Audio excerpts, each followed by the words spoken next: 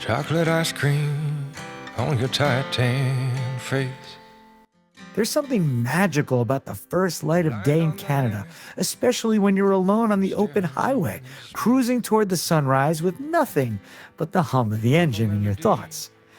I remember one morning clearly. It was around 5:30 a.m., and the world was still wrapped in darkness. The highway stretched endlessly ahead of me, like a ribbon waiting to catch fire with the dawn. The stars were slowly fading, and the silhouette of the distant Rockies began to show themselves in the dim, blue-gray horizon. A thin mist lay over the fields like a sleeping blanket, undisturbed by time or wind. Then it happened. The first brush of orange kissed the edge of the sky. It was subtle, like an artist testing their brush before painting a masterpiece. As I kept driving, the color deepened. Golds and tangerines spilled over the horizon, reflecting off every surface. My windshield, the road signs, even the frost-kissed tips of grass on the roadside. Canada's highways are special at this time of day. There's a silence, a stillness, a sense that the world is being born again. Every morning is a new beginning here. In the back of class. Wildlife stirs as well. I saw a deer on the side of the road, its breath forming small clouds as it stood there, watching the sunrise with me, two strangers sharing a moment of wonder. The trees, tall and proud, seemed to lean forward, soaking in the light. Pines stood like dark green sentinels against the amber glow of the sky, a contrast only nature can design.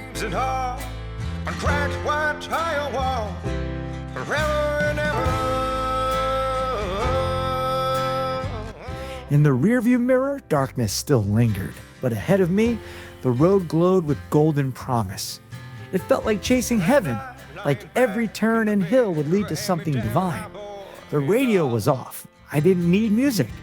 The rhythm of the tires, the rising sun, and the beauty unfolding in front of me were enough.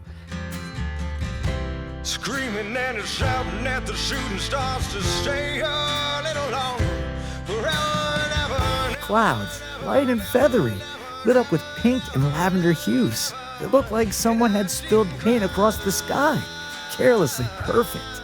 As I drove farther east, the sun finally crested the horizon. It was like watching the earth breathe, slow, warm, and full of life. The light filled everything. Highway signs cast long shadows, and my dash camera captured every glint, every glow, every perfect second. This is what people don't always see about Canada.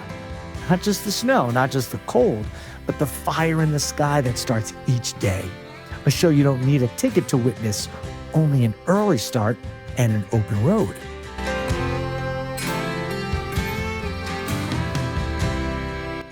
I passed a few early risers, truckers with steaming coffee mugs, farmers heading to their fields, a lone biker chasing the sun just like me.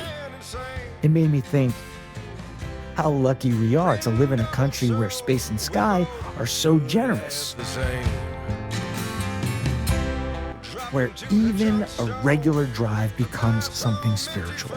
Every province has its own flavor of sunrise.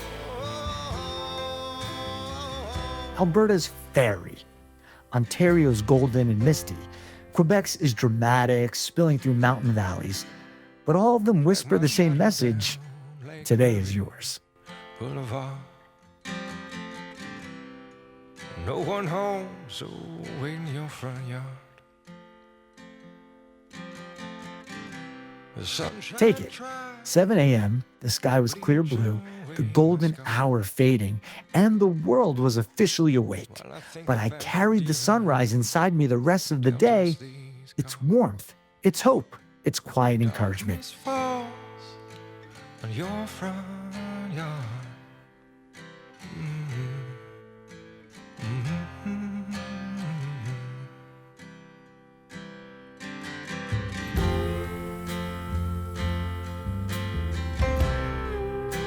I ended that drive feeling recharged even before my first coffee. That's what Canada's highways can do when the sun rises They remind you how beautiful life can be, even in silence. So to all my subscribers, if you ever get the chance, hit the road before dawn. Chase the sun. And you'll understand why I say Canada has the most amazing sunrise in the whole world. Playing paper football.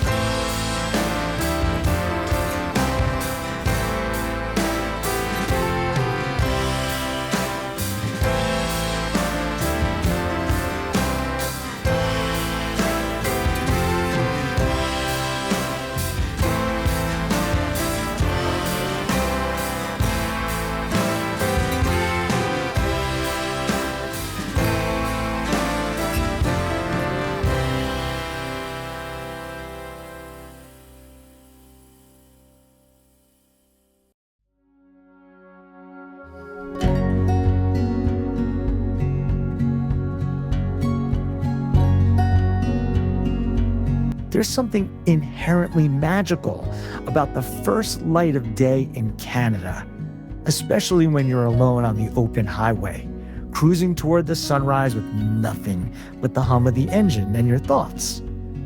I remember one morning vividly. It was around 5:30 a.m. and the world was still cloaked in darkness. The highway stretched endlessly ahead of me, like a ribbon waiting to catch fire with the dawn.